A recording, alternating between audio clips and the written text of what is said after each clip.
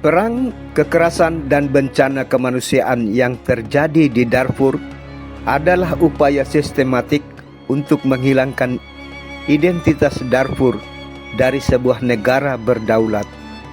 Darfur bukan sekedar provinsi jauh di barat Sudan. 100 tahun lalu, Darfur adalah sebuah kesultanan merdeka dengan struktur politik dan budaya yang kuat. Setelah dianeksasi ke Sudan modern, Darfur sering merasa terpinggirkan, kurang pembangunan dan perhatian dari pemerintah pusat. Konflik besar yang kita saksikan sekarang meledak pada tahun 2003. Pecinta sejarah dan geopolitik, pada episode yang lalu kita telah membahas tentang Darfur sebagai sebuah negara merdeka. Episode kali ini kita akan membahas perang dan kekerasan di Darfur. Tonton terus video ini, jangan di-skip karena kita akan menemukan fakta menarik tentang negara Sudan, khususnya tentang Darfur. Jangan lupa like, share, dan subscribe agar bisa mendapatkan informasi menarik tentang sejarah dan geopolitik.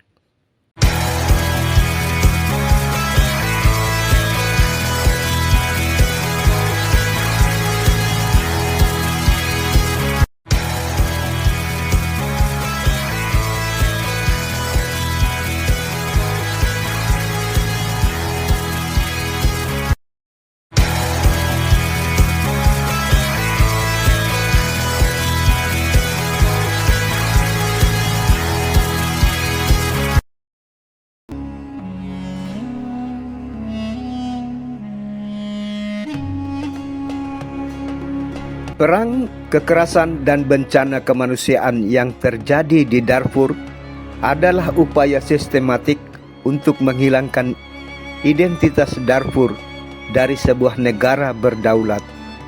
Darfur bukan sekedar provinsi jauh di barat Sudan. 100 tahun lalu, Darfur adalah sebuah kesultanan merdeka dengan struktur politik dan budaya yang kuat. Setelah dianeksasi ke Sudan modern, Darfur sering merasa terpinggirkan, kurang pembangunan dan perhatian dari pemerintah pusat. Konflik besar yang kita saksikan sekarang meledak pada tahun 2003.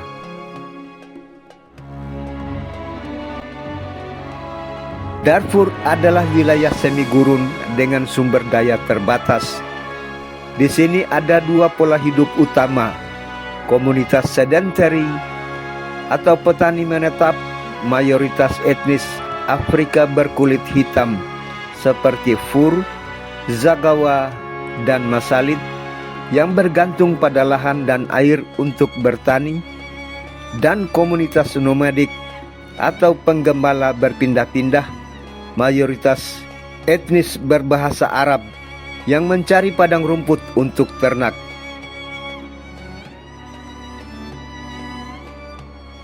Ketika sumber daya semakin langka akibat perubahan iklim, ketegangan meningkat.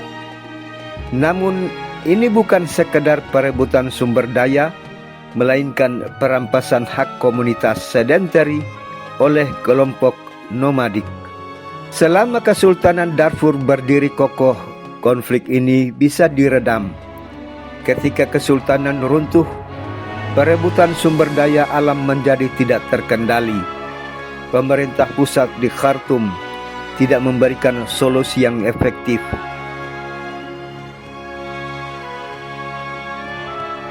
Penduduk sedentary yang merasa dirugikan menuntut keadilan, dan tuntutan ini dianggap oleh Khartoum sebagai pemberontakan. Maka muncullah resistensi penduduk Darfur dengan membentuk Sudan Liberation Movement atau SLM, atau juga dikenal sebagai Sudan Liberation Army atau SLA, dan Justice and Equality Movement.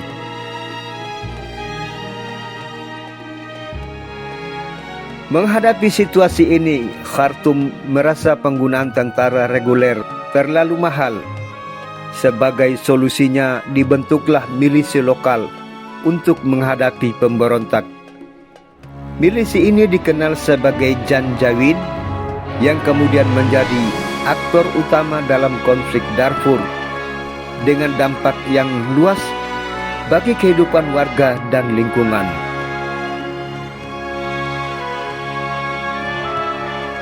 Janjaweed muncul pada awal tahun 2000-an di wilayah Darfur, Sudan.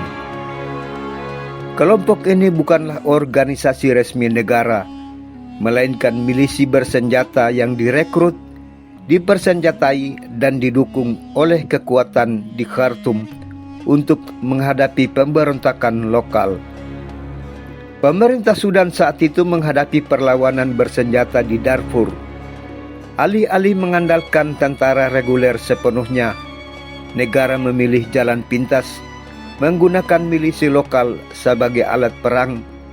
Dari sinilah Janjaweed berperan.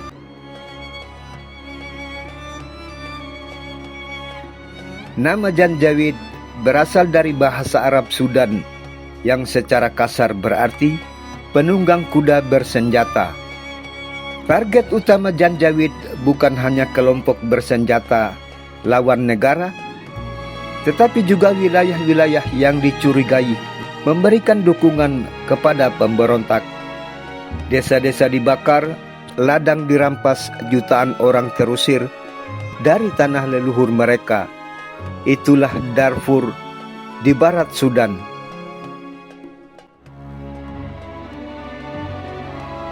Jauh di Khartoum, pemerintah dituduh tidak hanya gagal melindungi penduduk Darfur, tetapi juga membiarkan bahkan mendukung perampasan hak mereka.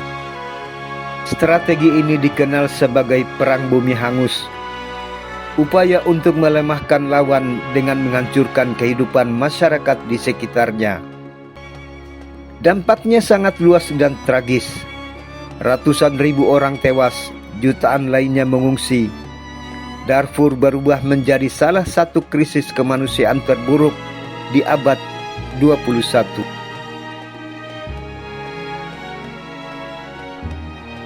Kekerasan sistematis, pemerkosaan massal, dan pengusiran penduduk menjadi catatan kelam yang kemudian diselidiki oleh komunitas internasional termasuk Mahkamah Pidana Internasional. Dunia internasional mengutuk tindakan Janjaweed dan pemerintah Sudan. Di dunia Islam sendiri muncul kegelisahan mendalam. Konflik ini bukan sekedar perang, tetapi tragedi kemanusiaan antara sesama umat yang bertentangan dengan nilai keadilan dan perlindungan terhadap warga sipil. Banyak ulama, organisasi kemanusiaan, dan masyarakat sipil menyerukan penghentian kekerasan dan perlindungan terhadap rakyat Darfur.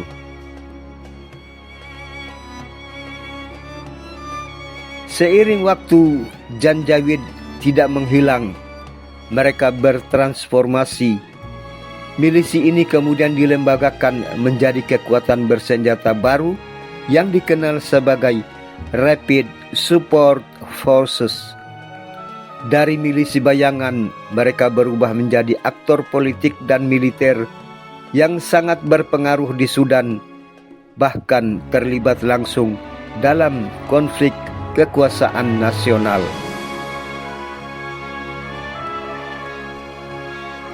Kisah Janjaweed bukan tentang suku atau ras. Ini adalah cerita tentang bagaimana kekerasan yang dibiarkan negara dapat tumbuh, berubah, dan akhirnya menghancurkan bangsa itu sendiri.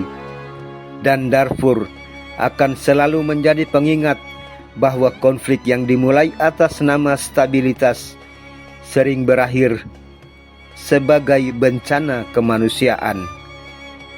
Ketidakadilan dan serangan terhadap komunitas sedentary memunculkan dua gerakan pemberontak utama, Sudan Liberation Movement atau Sudan Liberation Army dan Justice and Equality Movement.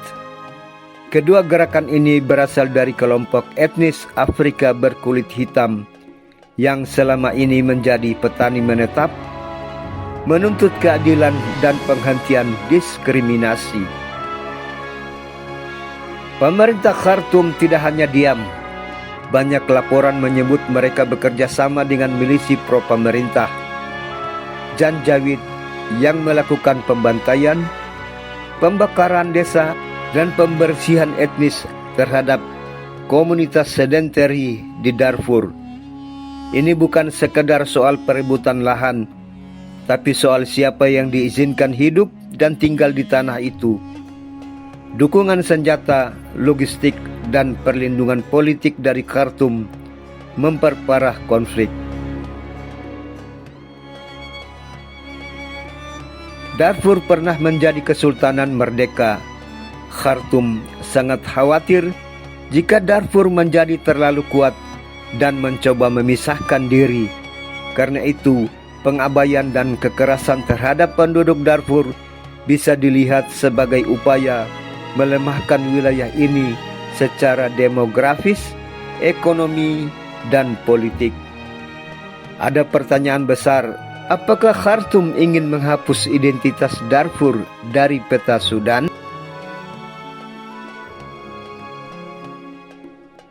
Konflik Darfur bukan hanya perebutan sumber daya. Ini adalah konflik yang melibatkan identitas, sejarah, dan ketakutan politik yang berujung pada krisis kemanusiaan yang menghancurkan jutaan kehidupan. Memahami ini penting agar kita tidak melihat Darfur hanya sebagai berita jauh di Afrika, tetapi sebagai cerita tentang hak yang dirampas dan identitas yang terancam. Apa yang bisa kita lakukan? Mungkin kita tidak berada di Darfur atau Khartoum, tapi kita punya kesadaran. Dengan menyebarkan pemahaman ini, kita ikut menolak agar sejarah Darfur dikubur dalam sunyi. Jika video ini membuka perspektif baru, bagikan dan tulis pendapatmu di kolom komentar. Apakah menurut Anda Khartoum sengaja melemahkan Darfur karena takut pada masa lalunya sebagai negara merdeka? Terima kasih sudah menonton video ini. Sampai jumpa di video berikutnya.